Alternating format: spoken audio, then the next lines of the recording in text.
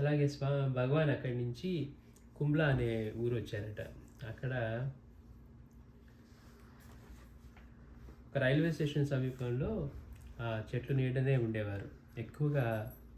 రావి చెట్టు నీడన, లేకపోతే అక్కడ ఏదైనా చెట్లు ఉంటే ఆ చెట్లు నీడ ఉండేవారట. ఆ చెట్ల దగ్గరికే ఎంతోమంది భక్తులు వారి దర్శనార్థం వస్తూ ఉండేవారు.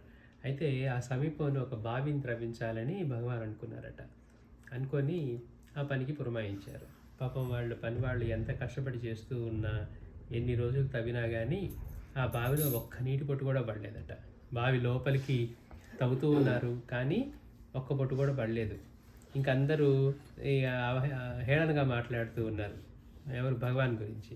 ఆయన చెప్పారు, ఈయన ఇంతవరకు ఒక చుక్క నీరు కూడా పడలేదు, పని వాళ్ళు కూడా అలసిపోతూ ఉన్నారు అని చెప్పి వాళ్ళు. ఇంకా అందులో కొంత దుర్మార్గులైతే, అంటే ఈయన వ్యవహారం చేసేవాడు కొంతమంది, ఇంకా దుర్మార్గులైతే ఆ నూతిలో మలమూత్ర విసర్జనలు ఇవన్నీ చేయసాగారట. అంటే ఏంటి, ఆయన అంత కష్టపడి బావి తవ్విస్తూ ఉండి ఇంకా నీరు పడలేదని వీళ్ళందరూ ఇంత తేలిగ్గా మాట్లాడటం, ఇంకా అందులో ఎక్స్ట్రీమ్కి వెళ్ళిపోయి ఆ తవ్విన నూతిలో మలమూత్ర విసర్జనలు అవి చేస్తూ ఉన్నారట. సరే, ఇక భగవాన్ కూర్చొని ఉంటే ఈ తవ్వించే మేస్త్రి వచ్చి భగవాన్ చూడగానే, భగవాన్ ఏంటి ఒక్క పొట్టు నీరు కూడా పడలేదా, పడే సూచన కూడా కనపడలేదు కదా, అధైర్య పడుకో అన్నారట. అని అంతా రేపటికి సర్దుకుంటుందిలే అన్నారట. ఇక పాపం అతను నిరాశతోటే సరే భగవానికి నమస్కారం చేసుకొని వెళ్ళిపోయాట. వెళ్ళిపోతే ఆ రాత్రికి రాత్రి భయంకరమైన వర్షం కురిసింది. అసలు వర్షాలు పడే టైమే కాదు. ఆ వర్షం బాగా భయంకరమైన వర్షం పడి ఆ రాత్రి ప్రాంతంలో ఒక బ్రహ్మాండమైన వర్షం. వెంటనే కొండపోతుగా ఇది మొదలయ్యి ఆ నీటితో బావంతా నిండిపోయిందట. వెంటనే ఇది చూసి పొద్దున్నే చూసి, రాత్రి చెప్పారు కదా, రాత్రికి రేపు పొద్దునకి అంతా సర్దుకుంటుందిలే, బాగుంటుందిలే అని ఆ మేస్త్రికి. ఇంకా మేస్త్రి పరిగెత్తుకుంటా వెళ్ళాడట. వెళ్ళి భగవానికి సాష్టాంగ నమస్కారం చేసేసరికి నీరు సరిపోయింది కదా అన్నారట స్వామి. చూడండి, నీరు సరిపోయింది కదా అండి అనేసరికి ఇంకా ఆయన సంతోషంతో సాష్టాంగ నమస్కారం చేసి ఇంకా చేయాల్సిన పని కోసం అని చెప్పి అట్లా వెళ్ళిపోయారు. అంటే ఎలాంటి ఘోరమైన వ్యక్తులు కూడా ఉంటారు. ఆయన్ని ఈయనేం గొప్ప స్వామి, వర్షం ఇది బావి తవ్విస్తే ఏదో నీళ్ళు వస్తాయి అనుకుంటే ఇన్ని రోజులు తవ్వినా కానీ నీళ్లు రాలేదని హేళన చేస్తూ ఈయన మహనీయుడే కాదని అన్నవాళ్ళు కొంతమంది ఏమో ఇంకా దుర్మార్గంగా ప్రవర్తించి ఆ తవ్విన దానిలో మలమూత్ర విసర్జన చేయటం. అంటే ఎంత ఘోరంగా ఉండేవాళ్ళ ఆ రోజుల్లో కూడా మనుషులు అనిపిస్తుంది. కానీ ఈయన మాత్రం అట్లానే నిశ్చలంగా ఉండి మేస్త్రి వచ్చి అడిగినప్పుడు రేపటికి అన్నీ సర్దుకుంటాయి అన్నారట. ఏంటి ఒక్క బొట్టు కూడా నీళ్ళు పడేట్టుగా లేవా, ఏం పర్వాలేదు, రేపటికి అన్నీ సర్దుకుంటాయి అని అంటే ఆయన అన్న తర్వాత ఒక్కసారిగా తీవ్రమైన వర్షం, ఆ వర్షంతో బావంతా నిండిపోయింది.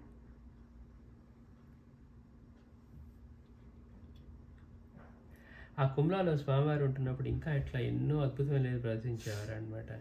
ఒక్కోసారి ఏమో ఆయన కౌపీనం ధరించి కనపడేవారట, ఒక్కోసారి కౌపీనం కూడా లేకుండా ఆయన దిగంబరుడుగా తిరుగుతూ ఉండేవారట. అయితే వారి ఒక్కోసారి మనకి ఎలా అనిపిస్తుంది, మనం తాజ్బాబా చిత్రం చూసినా కూడా ఆయన హాస్పిటల్లో, పిచ్చి హాస్పిటల్లోకి వెళ్ళడానికి ముందు అట్లానే చేసేవారు. అక్కడ టెన్నిస్ కోర్ట్ దగ్గర ఈ బ్రిటిషర్స్ వాళ్ళ ఆడవాళ్ళకి టెన్నిస్ కోర్ట్ దగ్గర ఆయన తిరుగుతూ ఉన్నారంట. అందుకని ఆయన కంప్లైంట్ ఇస్తే ఆయన తీసుకెళ్ళి అందులో పెడతారు. అట్లాగే ఇక్కడ కూడా భగవాన్ ఒక్కోసారి ఏమో కౌపీనం ధరించి ఉండేవారట, ఒక్కోసారి ధరించకుండా ఉంటే ఆయన మీద ఎవరో అక్కడ కంప్లైంట్ చేశారంట, ఈయన దిగంబరుడుగా తిరుగుతున్నాడు అది ఇది అనేసరికి ఆ పోలీసులు వచ్చి ఈయన పిచ్చివాడు అనుకొని ఈయన తీసుకొని మేజిస్ట్రేట్ దగ్గర హాజరుపరిచారట. ఆయన ఏం చేశాడు, ఆయనకి నడుముకి కట్టండి అంటే అక్కడ వాళ్ళు ఒక టవల్ తీసుకొని కడతారట. టవల్ తీసుకొని కట్టడం, వీళ్ళు కట్టి పక్కన రాగానే జారిపోతుందట. ఎన్నిసార్లు కడితే అన్నిసార్లు జారిపోతూ ఉంది. ఇక వీళ్ళకి, పోలీసులకి, వీళ్ళకి కూడా మెజిస్ట్రేట్కి విసుగు వచ్చేసిందట. అప్పుడు అక్కడ భగవాన్ భక్తుడు ఒక దర్జీ వాడు ఉన్నాడు, ఒక టైలర్ ఉన్నాడట. ఆయన మెజిస్ట్రేట్ పర్మిషన్ తీసుకొని నేను వెళ్ళి ప్రయత్నం చేస్తానని చెప్పి ఆయన ఒక కౌపీన అంటే కట్టడానికి, నడుము కట్టడానికి ఒక గుడ్డ తీసుకొని వెళ్ళి భగవాన్కి అతను కడితే అది నిలిచిందట. చూడండి గమ్మత్తు, భక్తుడు ఇల్లు కడితే అది నిలిచింది. అప్పుడు దాకా ఇంకెవరు కట్టినా కానీ కట్టడం జారిపోవడం, కట్టడం అంటే వాళ్ళు ఎంత బలంగా ఎన్ని చుట్టినా కానీ జారిపోతుందట.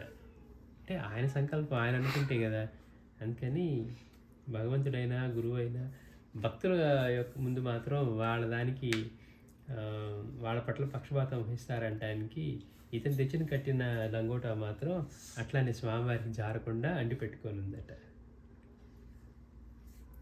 స్వామివారు ఎంత వేగంగా నడిచేవారోనంట. భగవాన్ నడుస్తూ మొదలు పెడితే భగవాన్ భక్తుల్లో ఒక రామయ్య అనే అతని పొలంలో పోక చెట్లు అంటే ఈ ఒక్కపొడి చెట్లు ఉంటాయి కదా, ఆ చెట్లు అవేసి భగవాన్ని ఒకసారి ఆ పొలం చూడటానికి, పంట చూడటానికి ఆహ్వానించారట. ఆహ్వానిస్తే సరే భగవాన్ ఒప్పుకొని సరే పదాన్ని నడవడం మొదలుపెట్టారు. కొంచెం నడిచిన తర్వాత భగవాన్ వేగానికి ఇతను అందుకోలేకపోయాడట. ఈ సగం దూరం ఇతను నడిచేసరికి భగవాన్ అక్కడికి వెళ్ళటం, ఆ పొలంలోకి వెళ్ళి పోక చెక్క కాయలు అవి కోసి కొన్ని తీసుకొని మళ్ళీ ఎదురు కూడా అయ్యారట. సగం దూరం వచ్చేసరికి ఇతను సంతోషపడిపోయాడు. పోనీ ఈ భగవాన్తో వెళ్ళలేకపోయాను కానీ ఆయన మాత్రం పొలంలో అడుగుపెట్టి అందులోంచి తీసుకున్నారని. అంటే స్వామీజీ నడిచినా అంతే వేగంగా నడిచేవారు, మాస్టర్ గారు నడిచినా అట్లానే ఉండేది. భగవాన్ వేగం కూడా అందుకోలేనట్టుగా ఉండేది. మనకి స్వామీజీ దగ్గర చూస్తాం, నమ్మిని నడువు అని చెప్పి అతను తీవ్రంగా గాయపడి రక్తస్రావణం జరిగినప్పుడు లేపి స్వామీజీ నన్ను నడువు అని చెప్పి రైలు పట్టాల మీద ఇద్దరు నడుస్తున్నారట. చూస్తూ ఉండగానే స్వామి అందుబాటులో లేకుండా అంత వేగంగా ముందుకు వెళ్ళిపోతున్నారట. అంటే అంత వేగంగా నడుస్తారు. ఇలాగే నిత్యానంద భగవాన్ కూడా అట్లా ఇతను సగం దూరం కూడా రాలేదట. ఎవరు? ఈ రామయ్య. భగవాన్ మాత్రం అప్పటికల్లా పొలంలోకి వెళ్ళటం, ఆ పంట చేతుల నిండుగా ఆ పోకకాయలు తుంచుకొని తిరిగి వచ్చారట. అతను సంతోషపడిపోయాడు, పోన్లు అలా వెళ్ళారని. అలాగే ఈ కుమ్లలో ఉన్నప్పుడే, కుమ్ల అంటే అది ఒక గ్రామం అనమాట. ఆ గ్రామంలో ఉన్నప్పుడే ఇంకొక భక్తుడు వీరన్ అన్న ఒక భక్తుడు ఉండేవాడు. ఇతనికి ఏంటి బాగా సంగీత ప్రియుడు, సంగీత పిచ్చి.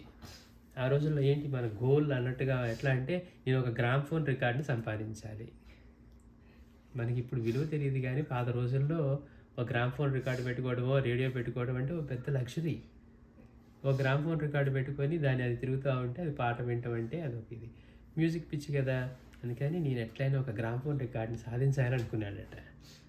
సరే అనుకొని భగవాన్ దగ్గరికి వచ్చారట. భగవాన్ దగ్గరికి వచ్చి భగవాన్ తోటి భగవాన్కి తెలుపుకున్నారు, భగవాన్ నాకు గ్రామ్ఫోన్ రికార్డు కావాలి, నాకు సంగీతం పిచ్చి అంటే అప్పుడు భగవాన్ అన్నారంట, నీకు మధురమైన సంగీతం వినాలంటే నువ్వు ఒక పని చేయి, వచ్చి నా నాభి దగ్గర నీ చెవి పెట్టి విను, నీకు అన్నారట. అంతే.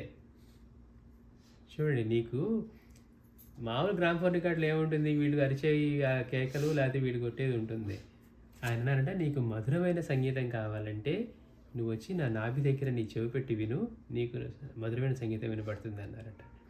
అతను సంగీత ప్రియుడు కదా, భగవాన్ అవకాశం ఇచ్చేసరికి అట్లాగే వెళ్ళి పెడితే ఆయన నాభికి చెవా నుంచి వింటే మధురమైన సంగీతం వినపడుతూ ఉందట అందులో నుంచి. ఆశ్చర్యపోయాడు. చూడండి ఎంత అద్భుతమో, అంటే మన ఊహకంతం వారి లీలలో.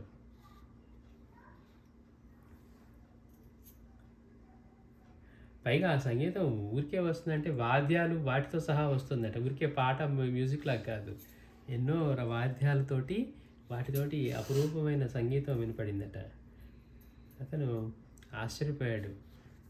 నేను గ్రామ్ఫోన్ రికార్డు కావాలనుకుంటే భగవాన్ నావిలో నుండి ఇంత అద్భుతమైన సంగీతం వినిపించారు ఇన్ని వాద్యాలతోటి అని. అలాగే భగవాన్ దగ్గరికి ఒక ప్రెగ్నెన్సీతో ఒక స్త్రీ వచ్చిందట. వచ్చి తన క్షోభనంతా భగవాన్కి చెప్పుకుంది.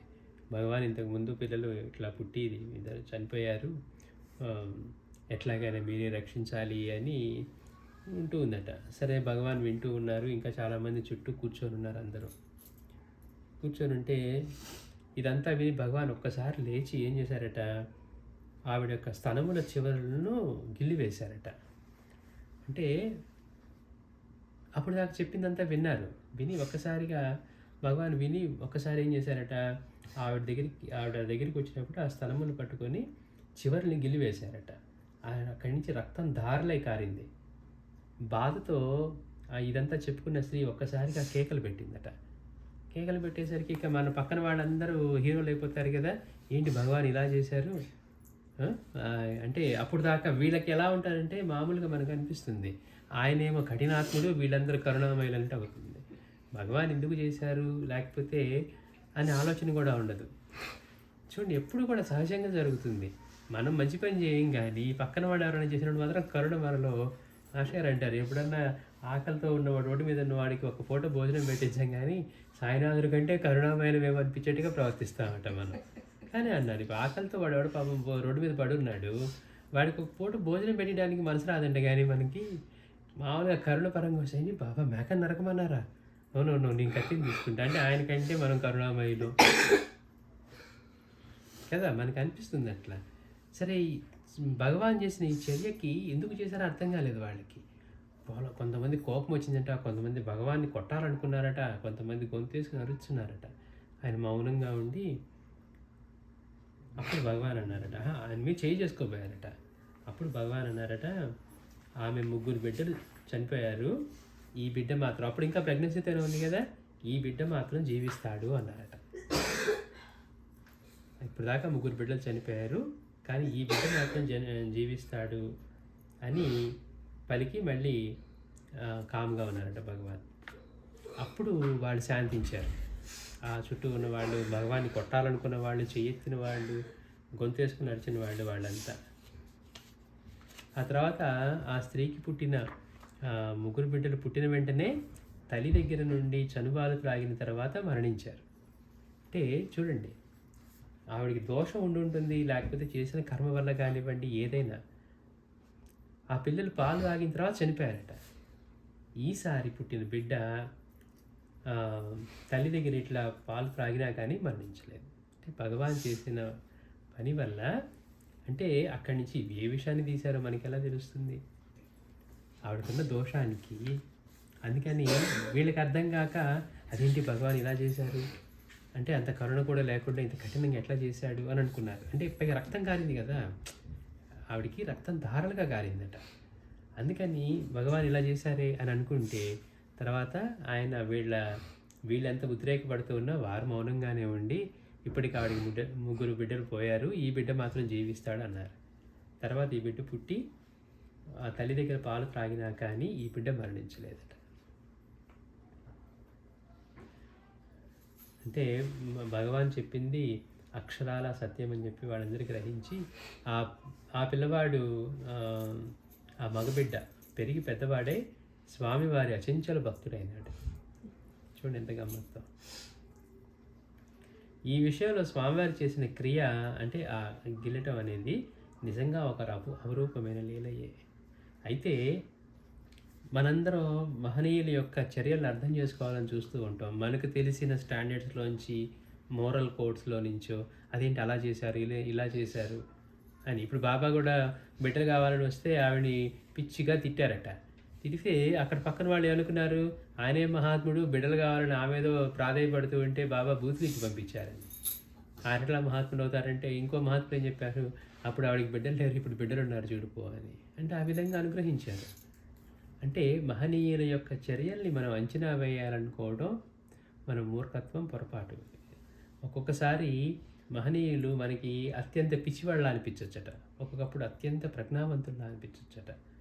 అందుకని అవధూతల యొక్క చర్యల్ని మనం ఎప్పుడూ కూడా సాధారణంగా మనం అంచనా వేయటానికి మన సామర్థ్యం సరిపోదు.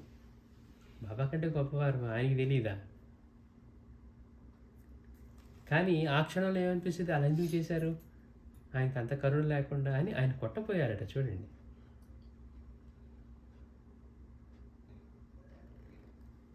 కొద్ది సమయాల్లో స్థితప్రజ్ఞులు పరమమూర్ఖులుగాను, వేరొకప్పుడు అత్యంత మేధావంతులైన జ్ఞానుల వలె కనిపిస్తారు. వారే ఒకప్పుడు మతిభ్రమించిన పిచ్చివారిలాగా తిరుగుతూ ఉంటారు, మరొకప్పుడు చాలా పరిశుభ్రంగా దివ్య తేజస్తో వెలిగిపోతున్నట్టుగా ఉంటారు. అంటే అవధూతల్ని, మహనీయుల్ని ఎప్పుడు కూడా మనం అంచనా వేయాలి, లేకపోతే వారు చేసింది కరెక్టా కాదా అని మనం ఆలోచించాలి. అదేంటి కళ్ళ కళ్ళకు వస్తే మిరియాలు నూరి పెట్టుకోమన్నారు, మనం బతకడానికా లేదా కళ్ళు ఉండటానికా లేదా అని మనకు అనిపిస్తుంది. శ్యామ కూడా అదే అనుకున్నాడు, ఇది తెలియదు పెట్టుకో అన్నారట బాబా, అలాగే తగ్గింది.